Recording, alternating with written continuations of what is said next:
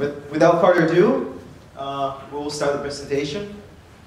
Joining us today with a vision of experience and building brands together, we have two great speakers, Nick and Nicholas. Nick, a co-creator, consultant, and director of Promise Corporation in London, and Nicholas, an expert in branding, author of 11 books, one of them being Brand Together. Please join me in a warm welcome, Nick and Nicholas.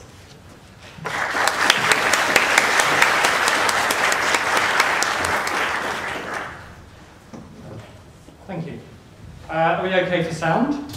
Sounds loud to me anyway.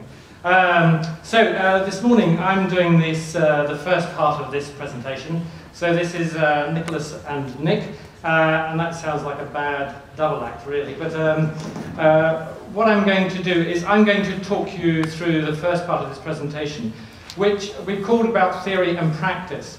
So I'm going to be more theoretical and talk about the context of co-creation and how we see it.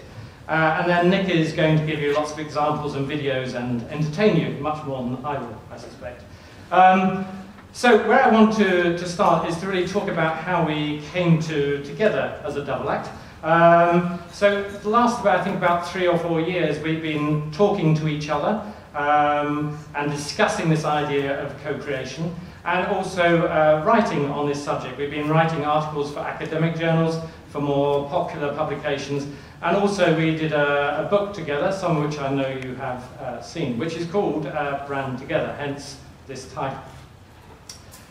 So where I want to start is to just say, we think, and I think this is probably going to be self-evident to you given your backgrounds, but the world of brands and branding is changing, and the customer and other stakeholders are having a much greater influence on what organizations say and do. So in this first quote, which comes from an IBM study of some 1,500 executives, you can see that in the context of organizations, there's a strong argument that customers need to be involved with the process of designing and developing products and services. We can also see in the language of brands and branding that this same thought is emerging much more strongly. So this quote here from Mertzi and Vargo suggests that the old way of thinking about brand building, which was very much from inside the organization, was send something out to customers. We may do some market research to find out what they think, but really it's a sort of one-way communication. And the argument here is that this is changing as we allow the customer a much greater influence on what's going on inside the organization. The boundaries are opening up. And you can see that these factors are really changing in the world. So we move from a sort of relationship between the organization and the customer, which was once about transactions, and is now much more about relationships. We're also moving, I think, to a much more participative process. And we can see that in obvious ways. Technology enables us to talk to each other more, and it enables us to talk to brands more. Of course, there's a big question mark there about whether brands are listening to us. But that's something we'll also develop as an idea as we go through this presentation. The other thing I think is changing, and I still don't think this is fully understood, if you talk to brand managers, and I've been doing a research project around some European countries looking at this, managers understand that they are losing control. That the way they used to be able to control their brands is no longer possible because consumers are having a much greater say in what the brand is all about. So we can say they still have an influence, and it's important that people inside organizations are still leading. So they need to listen to customers, they need to liaise, to work with customers, but they also need in some sense to lead. But the actual practicalities of this I don't think are really well understood. This is still sort of a slightly emerging area of understanding. What does it mean now that we lose this control way of managing, and what does it mean really when we start to think about influence? So I think that still needs to be worked out.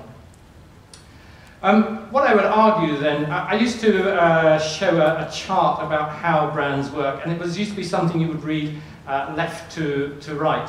And I stopped showing it actually. I showed it at a conference in Germany, and everyone laughed at this chart. It has lots of boxes and arrows with flowbacks and boxes moving one way and then the other. And I couldn't work out why people were laughing at my chart. And I thought, it must be some strange German sense of humour that I don't get. But actually the person before me was showing these sorts of charts with lots of boxes and arrows.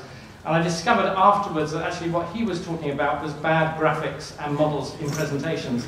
So this just looked like another example. So now I've gone for simplification. And the point I just want to make here is what we're interested in is this space. Because I think this is where brands are built, in this dialogic space where the organization and the individual meet. And I've deliberately used the word individual here to make a point that we do have views and we can influence each other without the act of consumption. I can tell you what a great car, I don't know, a Mini is, or I can be very negative about it without actually owning one or even intending to own one. So we express these opinions as individuals, we share ideas, even if we're not consumers. So we should pay attention to this space in the middle and the nature of the dialogue that's going on there. Finally, this blurring the boundaries, another quote from an academic paper. It's just to say that you can see consumers having a much greater involvement. And of course, the value for consumers is that they benefit from that. And that's what I'm going to look at in the second part of my presentation. What do consumers get out of being involved in the process of co-creation? The value, I think, of this blurring of boundaries is it does bring employees and consumers closer together, and that has benefits for both sides. And I could talk you through this example, but I think it's very well documented, actually. It's Lego. And Lego have worked over the years, and it happened partly in their case by accident. They happened to open up the organisation because they realised there were opportunities out there. And now Lego is extremely well connected with its audiences, in particular with what's called AFOLs, which is the Adult Friends of Lego. Employees go to Brickfests and they invite every year 100 people, 100 consumers to come and take part in product design and development within Lego facilities. So Lego has opened itself up and has really started to practice co-creation, both in setting up communities of its own, but also supporting communities that consumers set up on their own. And this flow backwards and forwards is really what has, in the first case, stabilized the company over the last 10 years, because it was making big losses 10 years ago, and has really pushed forward its profitability since. So, how am I doing on time? I lost my stopwatch. Fine for you again. Okay. So, what I want to talk to you about now is this book, which came out last year. It's called Brand Together, and I'm going to talk about a particular element in the book. One of the things, well, we can argue whether this is co-creation or co-production. There's a lot of discussion about the terminology here. But in some sense, this book was co-created. So Nick was one of the contributors to the book. He wrote a section in it.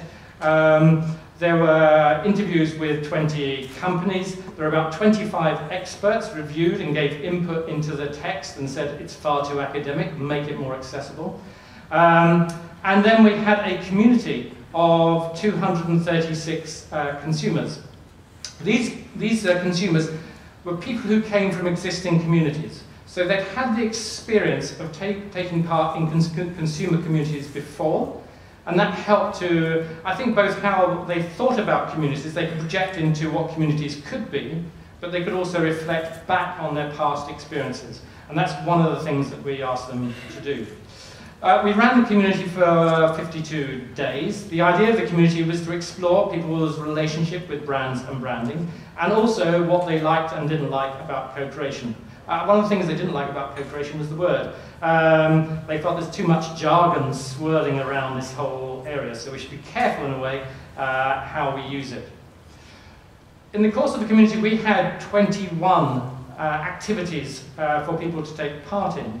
But to illustrate that this was the people who took part, this was their community as much as ours, they also established something like 120 side projects, which were things like infidelity,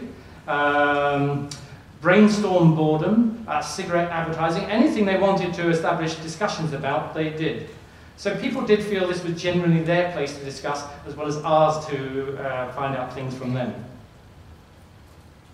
So this is the setup of the community when we started. And I think what's important here is actually taking the time to let people get to know each other. So we were very soft at the outset. We just tried to get people talking to each other. And we did that by creating very soft areas of discussion that people felt good about. And that means they could reconnect with people they'd met on previous communities, but also that they could introduce them to themselves to new people and discover shared and common interests. So that taking the time at the beginning, I think, is very important to establish the working of the community. If you try and rush into things, you find that you're not establishing the trust, and that's the theme I'll come back to, that makes the community really function. Once we got the community talking, one of the other key things was to give regular feedback. So it was very actively facilitated. Every time people were saying things, we were giving comments back and trying to push people to discuss things more. But every time we went through a phase, we then produced a report and a PowerPoint presentation, and we gave that back to the community and said, does this reflect what we've been discussing? So active facilitation and regular feedback of what we were learning. So what did we discover out of this? I think there's an assumption amongst organisations quite often that the reason that people take part in communities is because they're going to be paid for it. Well, actually, we paid people very little for doing this. And it's clear when we started to talk to people why they wanted to take part. And if you look at the motivations in this chart, you'll see they're dominantly about intrinsic factors. People want to take part in a community because it makes meaning for themselves. It's somehow fulfilling to be part of something they think is valuable. And that's the dominant motivation. So it's very strongly intrinsic. The second thing that people really also like, and that came through, was a sense of socialization, meeting other people, building a community together. And then only, I think, thirdly, do things like extrinsic motivations come into force. And it's sort of a justification for why they've taken part in this community. But on average, we paid people, I think, an £8 Amazon voucher. So they weren't going to get rich for spending their 52 days here.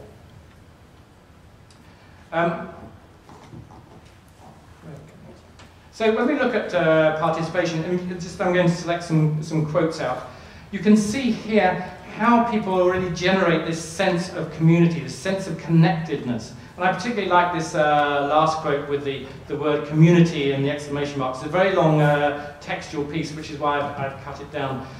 But you can see from the comments that people really do enjoy this participation and this sense of discovery and the sense of connecting to each others. And this is really the most powerful motivator for people to want to contribute to something they think is valuable. I also particularly like here the second quote, which is one of the communities that people came from was a community for Danone, which was looking at the development of products and services for Activia as a brand. And you can see, particularly in the case of Activia, I think this was a community which went on for about 6 months with 400 women, because it has this female profile to the brand, that people felt very strongly connected to what this brand was all about. So again, you can see from this quote that it's etched on her eyeballs, and I love it. So very powerful sense of engagement and involvement again. But the thing that really does annoy people in this process is if you don't reciprocate properly. So people, of course, the more that they give of themselves, and this should feel intuitively correct, the more they would want back from the organisation itself. And whilst organisations sort of understand this in an intellectual sense, they don't always do it in practice. So there's a requirement here that if you set up a community and you get people to give of themselves, that you have to give them things back. You have to give them regular feedback, a sense of true participation. Because if you don't do that, people get very annoyed and angry. And actually this sense of participation means, because people feel so deeply about it, that when the community ends, your responsibility doesn't end with it. key here is that you understand that you must give feedback about what's happened with the consumer's ideas over and above after the community has actually ended. I feel my ear is falling off or something. I think my ears aren't big enough. You can't see me now, can you? I've got this in front of my eyes. Technical issues. Okay. The other thing we ask people about is the issue of creativity. So I'm fiddling now. That's okay. I shall be fine till the end now. The point about creativity is that when people start to talk to each other and discuss ideas backwards and forwards, this spurs their sense of creativity. Now, there is research out there that says the fact that people feel more creative doesn't necessarily mean they are so.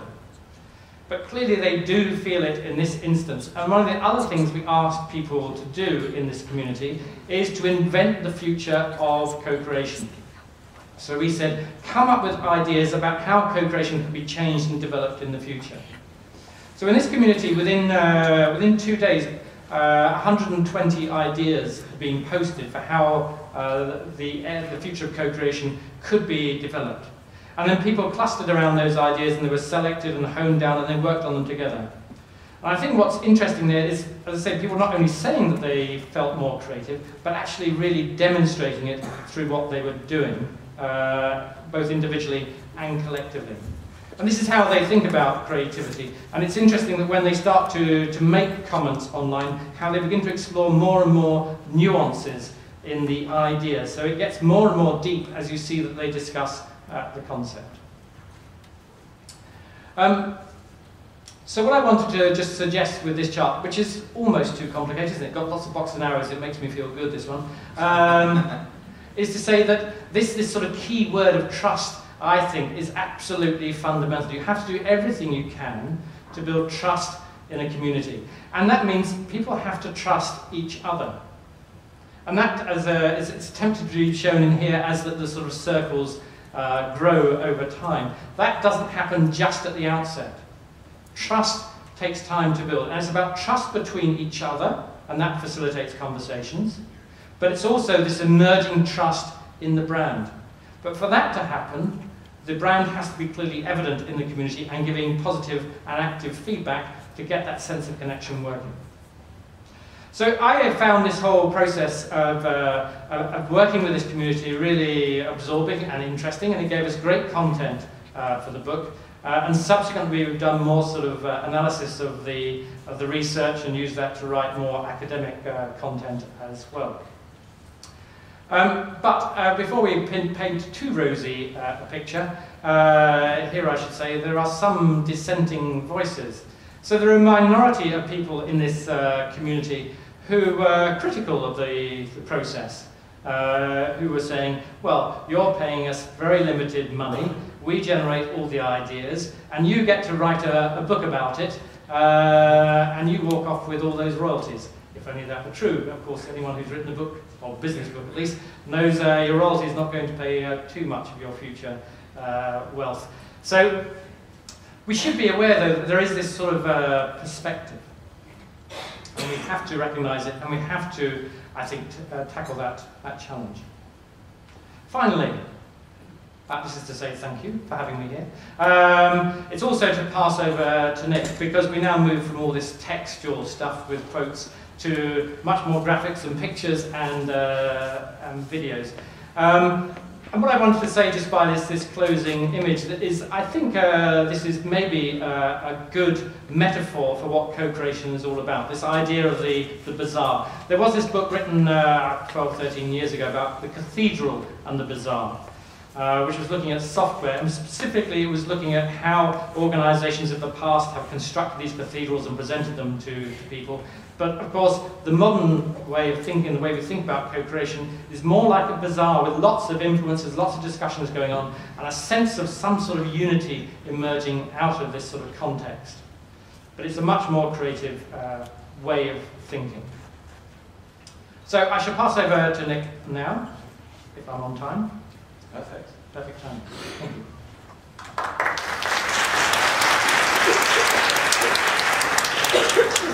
sound work? Can you hear me? Morning. First time in Finland. I'm very excited because my daughter's got some Finnish ancestry, so it's great to be here. So I hope Nick's convinced you that involving customers is the right thing to do, and actually setting up your PowerPoint is also the right thing to do. So I'll tell you what, why don't I do that? What I want to do today is talk very briefly, I guess, not about the why, so I'll take it for granted that involving customers is valuable, but I want to talk a little bit about the how. The reason I guess I've got any ability to stand here in front of people like you who are studying this a lot of the time is that this is my day job.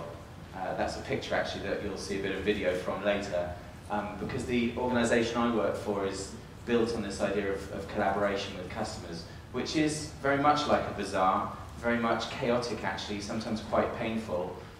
For any of you who've ever been to London and travelled on the Underground, my boss always says this is much more like rush hour on the Underground than something that's nice and organised like this lecture hall. And I think if we believe in this idea, and if in particular we believe in the idea of co-creation, which we have to stop just for a second and define, because I mean something very specific by it, and it's this idea. It's involving customers and other stakeholders, experts, partners to work together to create winning ideas, so ideas that actually work and make money. That's quite important, obviously. And we've been doing this with all kinds of organisations, with Al Gore, with British Airways. So that's not to try and sell you our services, it's simply to say that we have 10, 20 years experience of doing this kind of work, and I just want to share with you today some tips. I also want to ask you to think about co-creation not as a process, actually, but as a place. Okay, which is, I think, quite an interesting thought. There is lots of process involved, but I want to think about it by drawing on some lessons from Alice in Wonderland. Now, where the hell is Nick going now, you're thinking? So, Alice in Wonderland, you're immediately thinking what? The Mad Hatter, the caterpillar smoking his pipe. Actually, and we're going to be talking about service here, so I've done a clever little change Alice into service. But actually, Alice in Wonderland is a parable. It's a story about someone who doesn't believe in things that are not real. She starts with this attitude. Yeah? It's not possible to think impossible thoughts, which seems very logical. And on her journey through Wonderland, she encounters all kinds of people, first and foremost the Red Queen, who actually want to make her think a little bit differently. Now, my question to you, how many impossible thoughts have you had before breakfast? Was it 6? Are you up to the standards of the Red Queen? I'm not sure. So, how do we think impossible thoughts before breakfast? I guess that's my question, my challenge. And this is right at the heart of how we involve customers and how we can use that process to make us more creative and make customers more creative and make the group more creative, hence productive. So I want us to think about service co-creation as a wonderland. Bizarre, has the same kind of quality, slightly magical. And the issue we have is there are 3 barriers. 3 barriers to having impossible thoughts before breakfast. Those 3 barriers are written down here, so I remember. Number 1, confidence. I don't believe I can do it. Number 2, inhibition and taboos. I better not say it, I better not get involved, I'll look silly, this isn't acceptable. And thirdly, over-realism. So that Alice perspective, too much focus on what's actually going to happen. The company's not going to change anything, there's no point, it's the way things are. So 3 things we do on a very practical level that you can start doing tomorrow. These are some Danish architects at a conference like this, but in San Francisco. And I've done one of my favourite games where I asked them in 3 minutes to create a game that's never existed before. Should we see what they came up with? Yeah. Okay, it's a very easy game. At least one of your feet has to be on one of these circles with another. So I'm wrong now, but I'm right now. Yeah. Okay. So I can move now from here to there. Yeah. Now I have this here. Stairs. I can go on. Yeah. Okay. And we race in that direction. What's it called? It's called the pattern race. Pattern race. You gonna start then? Yeah. It can be played on every hotel around the world.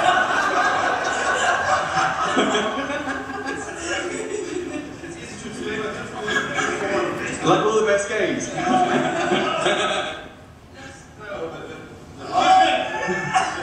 So what you'll notice is going on there is laughter. They've only had 3 minutes, remember. They're bonded as a group, they're physically intimate, and they've borrowed from their environment. So they've seized on the carpet as their starting point. And that's a very liberating thing, just starting somewhere and starting with what you have around you. The second barrier is disinhibition. So most of us have got all kinds of taboos, and that's the worst thing. It stands in the way of actually thinking differently. So another little game we like to do is to get people to have proper tantrums, you know, like 2-year-olds. So here are people having tantrums about insurance of all things. Ah, if only it worked. Oh, that's disappointing. Tell you what. You want to see this? Come on, tell me you want to see it. Yeah. Great. Let's look at it.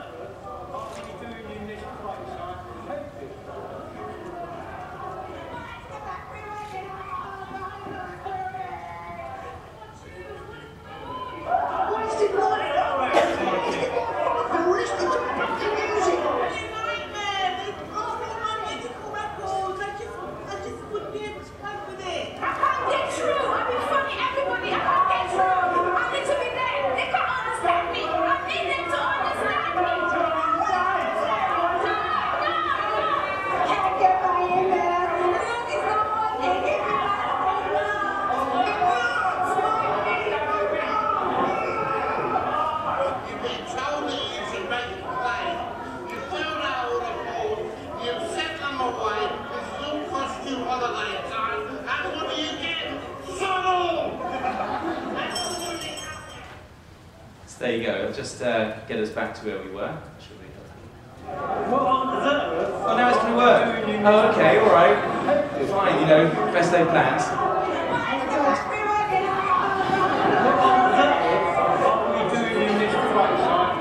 Okay. That's the thing about tantrums. They never stop. They're always there inside. Always there. So we'll do it later if you like. Don't have a tantrum. We could do it. So I'll tell you what. It's playing on a loop, so we just need to stop it. There we go. It's fantastic. Okay, good. Is that fun? Surprising? There's life insurance people are talking about, travel insurance. You wouldn't really expect they'd have that kind of level of engagement, but actually it's all there underneath. The other thing that stands in the way is this kind of focus on realism. Things are the way they have to be. And that idea that people always say consumers are stupid, they don't understand, they've got no imagination, it's down to us, service design professionals, to help them understand. That's actually not true. Actually, they've got all kinds of very realistic ideas about what they would actually like. And so one of the things we often do is this thing we call art from within. So I'm not sure whether you can kind of work out what's going on here, but these are customers' drawings of how it feels to go on holiday in Dubai. And I think what's interesting about this drawing is you can see very clearly the paradox of Dubai. So on the one hand, the luxury hotel, someone sitting out here with a nice lamp and they're having a romantic dinner together. Actually, all the time there's this weird kind of lingering doubt that actually what's going on here, it's a different culture. There's some religious taboos perhaps that people don't really want to explore or admit to. Maybe there's oil money. You can see there are kind of dollar notes floating here, and it's corrupting the whole experience and actually making it very, very uncomfortable for people. These are things that people don't want to talk about, but in those kind of experiences and emotions lie solutions. So we kind of deal with this in two main ways. The one is to get people very extreme. We run something called a big talk. It's a 2-day event where people can do all kinds of stuff together, and it's great for breakthroughs. And then we do exactly what Nick's been talking about, which is we run these digital communities, where then over time we can start to explore, ideate, optimize concepts at a much larger scale and across multiple geographies. So we need to create the right environment, and we need the right tools. And what I'm going to talk to you about now very briefly, just checking how much time I've actually got, is 3 stories, service stories, because I thought you'd be interested in that. And I'm not going to focus too much on what we did, but I'm going to focus a little bit on why they were important and how this kind of approach can help. And it's a tale of burgers, which mostly contain horse now, I understand. Burgers, luxury hotels and mobile phones, so you can see my day job is varied and exciting. And there's three kind of things I think that are really important here as co-creation professionals, practitioners, we need to remember and help our clients remember. So first of all, focus on the real pain. So actually those tantrums, let's not forget the tantrums, let's all have more tantrums and use the tantrum, the real pent-up, concentrated anger and emotion and passion to drive our innovation. Secondly, listening for possibility. Remember that story about Henry Ford? If I had a pound for every time someone said, oh yes, remember Henry Ford said, don't ask the customer, because they would have said, I want a faster horse. Remember that story? Did he even say it? I don't know, that's not the point. The point is the clue's not in the horse, it's in the faster. Everyone focuses on the horse, but the customers wanted a faster way of travelling. They were right, they did want a faster way. And yes, of course, it's up to someone else to design the solution to that, but actually we need to listen for possibility. Don't dismiss the horse, listen to the faster. So that's very important. And finally, this principle we use, if anyone wants to learn this improvisation game, I'll teach you in the break, but focusing not on yes but, so shut off the critical judging voice and focus just on yes and. So wherever you start, you go somewhere else. Don't make the game in the hotel with the carpet by saying yes but. You start with the carpet and you see where it takes you. So, McDonald's, everyone's favourite brand? Not. But they were wondering, you know, what's the future of McDonald's? And so we did this project with them, and there were two competing ideas. One, a better burger. That wasn't actually one, it's like a far-fetched burger to make my point.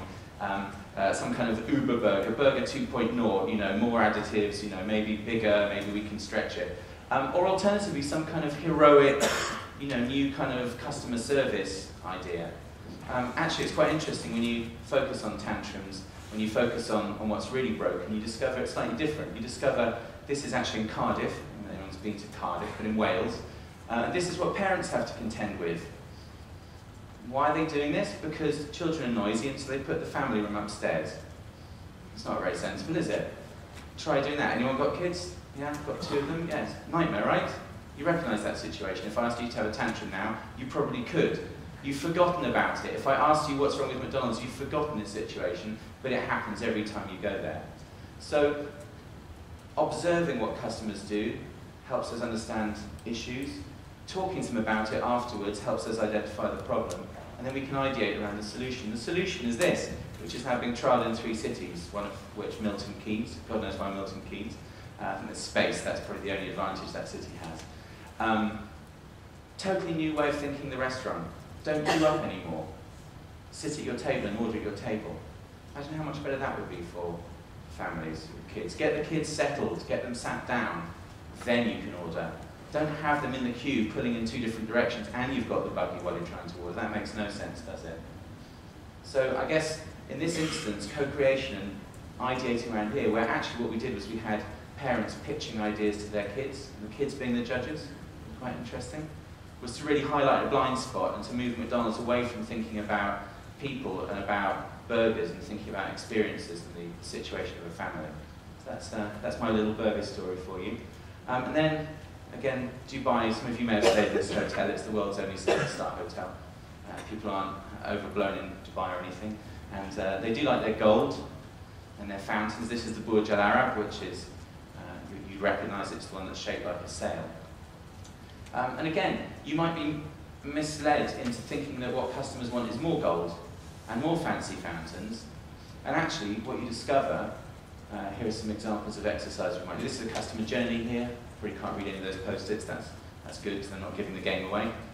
Oh, look, here are customers actually role-playing, physically checking.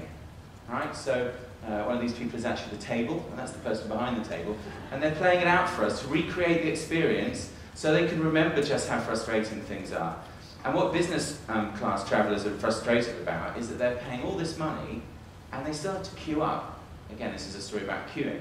In the same line as everyone else. The person who's been there for the first time, everyone has to stand in line, which makes absolutely no sense when you're spending tens of thousands of dollars a year on a hotel like this. So again, that led to a solution which was all about just rethink check-in and make it simple. Don't add more gold in, just make it simple. So the idea of check-in your way, so in the limousine, ahead of time, go straight to your room when you arrive. And my third story, and I'll show you a little video here that just brings to life a day in one of the kind of workshops we run to give you a sense, is all about mobile phones actually, and the Orange brand, who we've done some work with, and the story, one of the stories is actually in the book Brand Together, which you can read about. And again, this is a typical high street in the UK. Looks a bit more drab than Finland, doesn't it? That's why I selected it for you, to make you all feel optimistic about living in this country. And the real problem here was that, as everyone knows, certainly in the UK, these mobile phone shops are run on a sales model. So you've got people who don't really understand phones, trying to flog phones that they don't want to promote, that the store says are on special offer and they have to force the customer to buy. So the perception of service in mobile phone stores is pretty rock bottom actually. So how do we change it? And again, I'm just going to show you a very quick video now that gives you a bit of a sense, and you'll hear some customers talking about how things are ridiculous and how they'd like them to change. And then I'll show you what came out of it.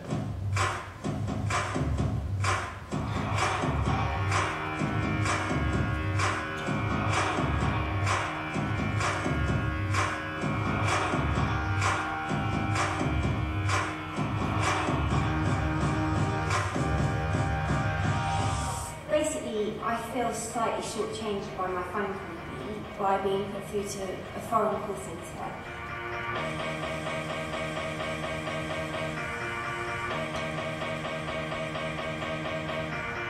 I could stay for long, get along with you.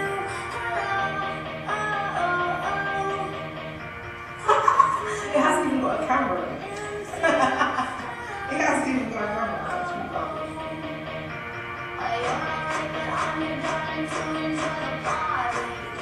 Just like if someone in Delhi rang me up and said, oh, my bloody tuk-tuk broke down, or my chickens got out. That is so rude. I'm not implying that anyone in Delhi has chickens or tuk-tuk.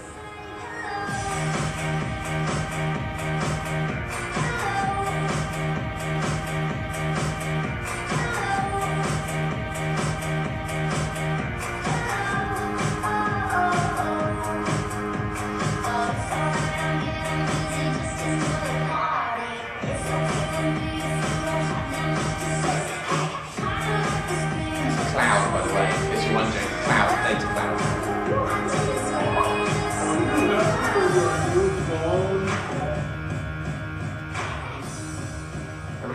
I particularly like that video because of the two girls putting their arms around each other. They've only known each other for half a day and they're already like best friends. So just a few things on that, I guess. They're having fun. Back to our carpet game. They're playing with the brand, which is quite an interesting discussion for another day. You see what they've done with, we've given them orange kind of paper to play with, and they've turned it into turbans, they've turned it into collages, they've built things out of it physically. And what you probably saw at one point, you see the balloon with the glasses on, they've invented a new kind of machine, I guess like a machine you might find in an airport, where actually if you've lost your phone, which these people can't live without for more than 28 minutes, they told us, specifically 28 minutes, I'm not sure why, but 28 minutes is the longest you can live without your phone. And what you want is you basically want to get exactly the same thing back straight away.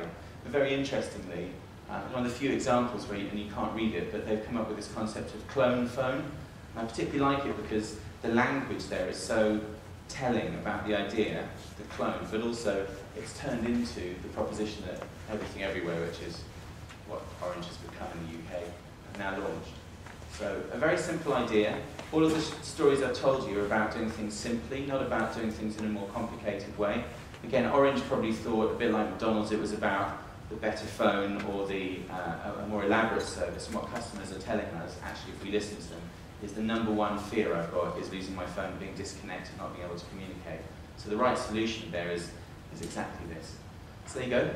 3 stories, burgers, hotels and phones. I hope I've given you a bit of a flavour of how you can involve customers in a more creative way. And thank you very much for your time.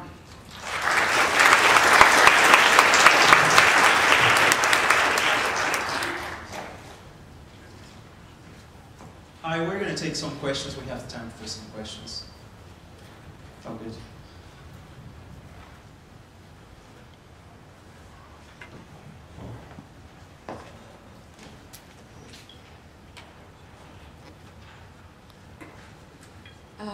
I have a question to both of you. in terms of branding and keeping your brand differentiated for your competitors' brands. Because if I have a brand and I have an idea of it being something completely unique to my competitors, how would you then ensure me that by using consumers, I could get some ideas that are unique to my brand and could be just as well bought by my competitor because they have the same target group? Well, I think it's quite simple, really, and not simple at all at the same time. But the bit that I think is simple is that customers carry the brand around inside them in ways that are quite deeply embedded. I mean, what you've seen, to my last point, really, Orange is a fantastic brand, and customers want to play with it. In fact, they want to play with it often more than the people who work for the brand, whose preoccupation is less the brand and more operations. So I actually think that customers can often tell us a lot more about alarms and how to switch them off. How to tell us about the kind of the potential of the brand and what the attributes are and what's exciting about it, and help us make that connection. And just to stress, quite often they've got more aspiration for the brand than the brand itself.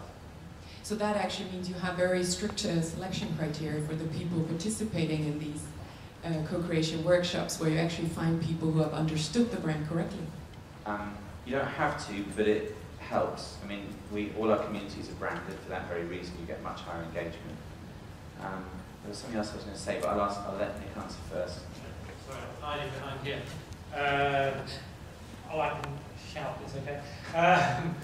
I think the point also I would make is that organisations are on a quest to get deeper insight into customers, and they always have been, and they've traditionally done that through market research. But this presents the opportunity to get genuinely close to organisations, which I think affects how products are developed, and also affects the way you actually talk to customers. So some of the projects that we looked at in the book, companies have had the ideas about what they might do to try and position themselves differently, but actually lack the insight to talk to them in the right tone of voice and to make that connection with customers. So I think certainly at the moment, I mean, maybe the case if everyone is out there practicing co-creation, everyone's pursuing the same thoughts and the same processes, you might see a diminishment actually of the potential of the area. But at the moment, I mean, the companies that are out there doing this have an advantage if they're doing it well. Or then we at least get back to the point about leadership and how do you lead this process as a company, like you pointed out in the beginning. Yeah, I think that's key. And there's lots of stuff being written, and I don't know if Nick's seen this through direct experience, but of organisations being quite resistant to these ideas, because of course there's teams of innovation people, researchers and developers who should be doing this in their day jobs, and now there's these consumers telling them what to do, and there's a confrontation there which has to be managed as well, and I think that's often difficult for organisations. If I'm going to put my ultra practical hat back on and give you a tip, I would say that you make it an explicit part of the process. I mean, a typical game we run is to say, we take a brand like Orange, we did in this project actually, and we get customers to build the Orange Hospital, the Orange Airline, the Orange Conference, and that's a really good way of helping make explicit the kind of the abstract qualities of the brand and get customers excited about it. So I mean, on a very practical level, you make it part of the framework for the project. I think I just finally, I was also surprised in this, working with Nick and working on the book, just the degree of insight that consumers can bring. I mean, we sort of perhaps half arrogantly think we know better than them out there, but the perception that comes through, I think, is sometimes very impressive and surprising. And it's surprising for organisations. There's a quote somewhere from the director at Orange who says you can be really surprised. You think you know about customers and how they live their lives, and you suddenly find it's something very different. Sorry, we have one more question here. There's one down here. Hi.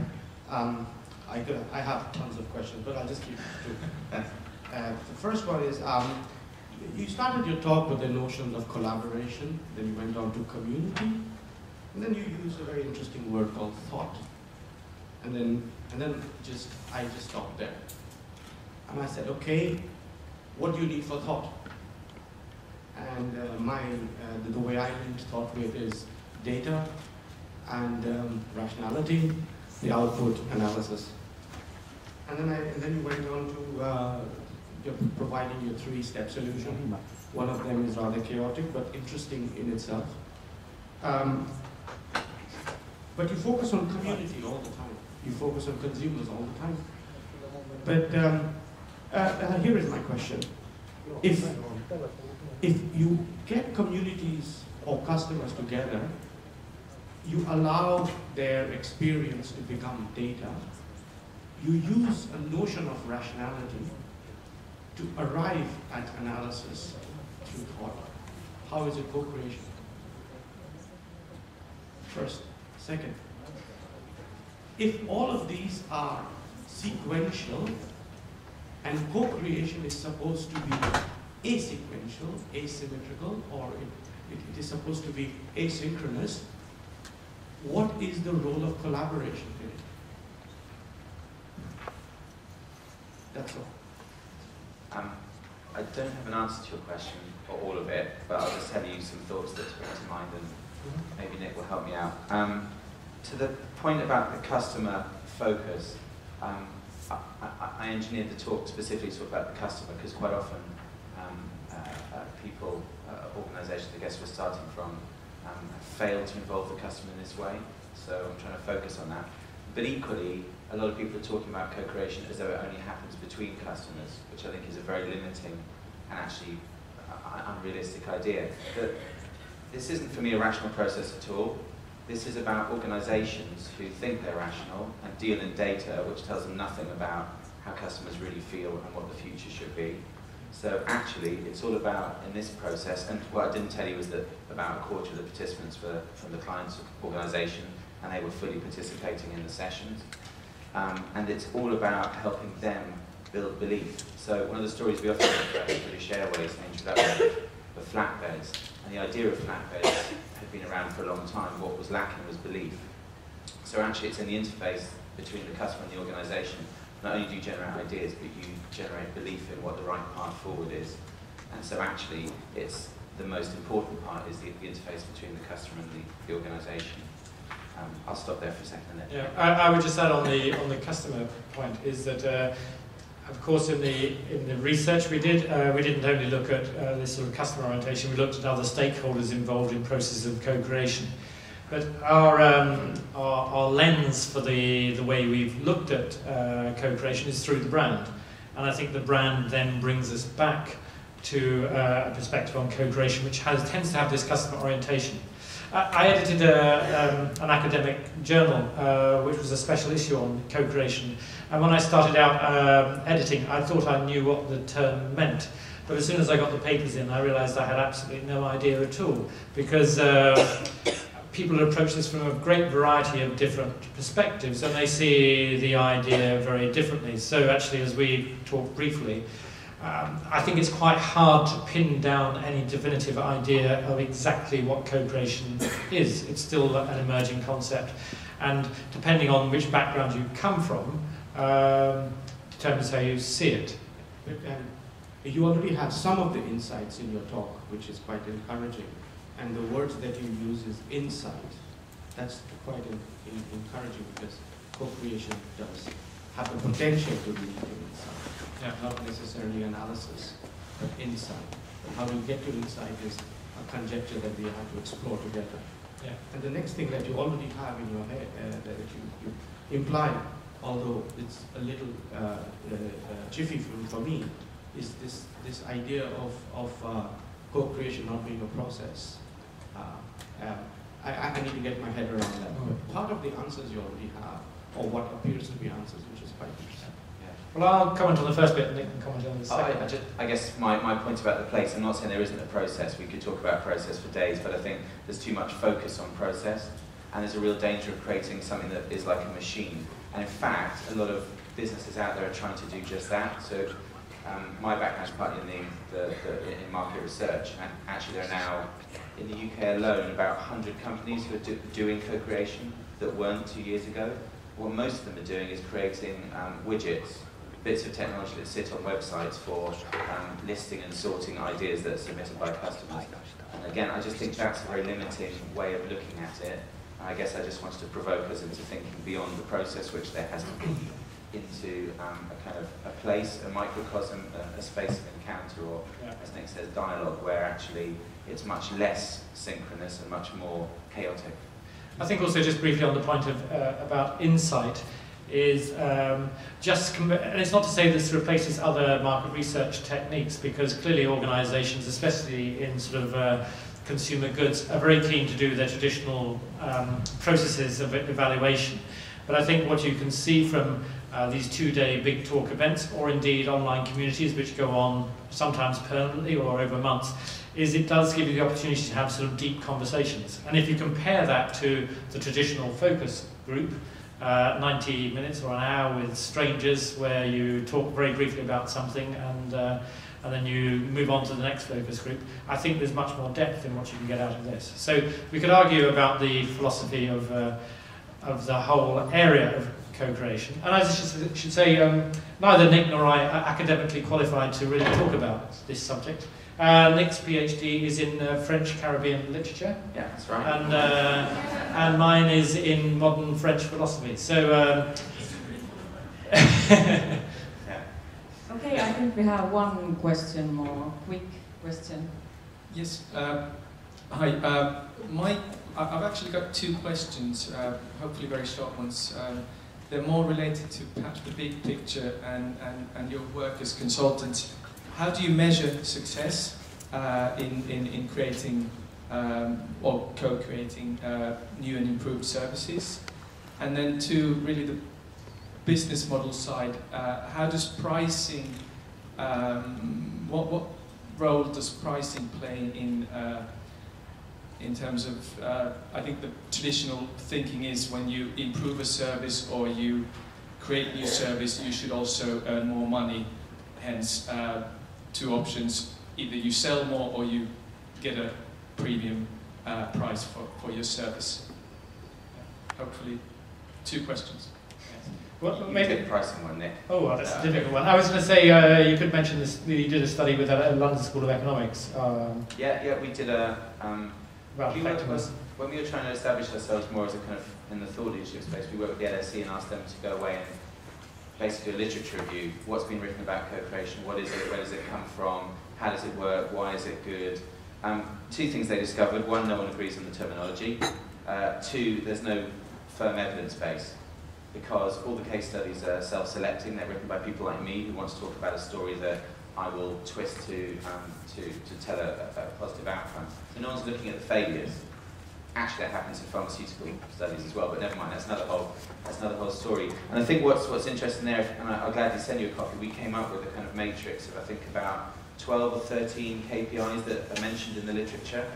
Now, some of those are things like sales volumes, but some of them are also about the brand, and some of them are about things like the number or the quality of the insights generated.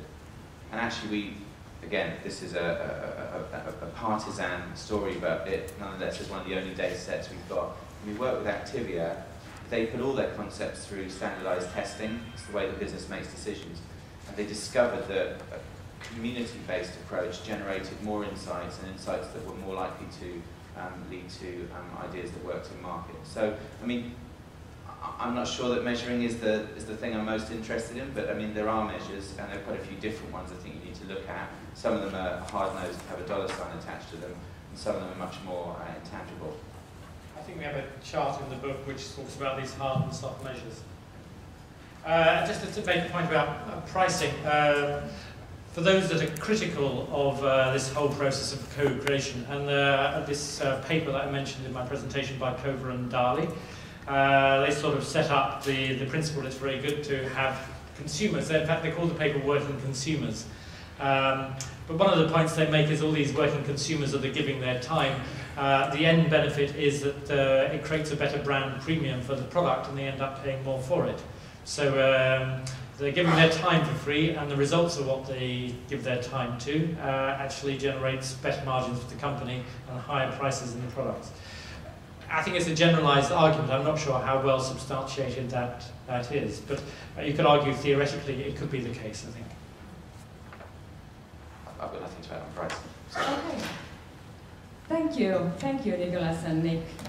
Thank you for the questions. I'm sorry we have to hurry up.